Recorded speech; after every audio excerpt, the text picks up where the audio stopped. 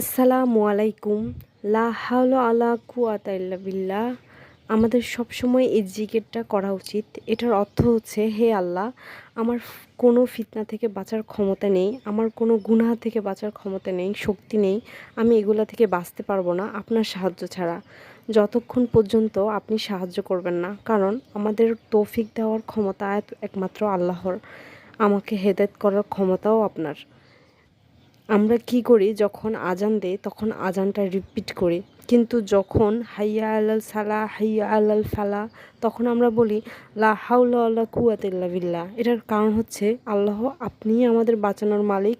আল্লাহ তৌফিক দিয়ে বলেই আমরা তার ইবাদত করতে পারি, তার সামনে দাঁড়াতে পারি। এই জন্যই এই জিকিরটা বেশি করে পড়েন, যাতে সর্ব অবস্থায় আল্লাহর সাহায্য পাই। আমি আজকে সকালের নাস্তাটা আপনাদের সাথে নিয়েই করলাম।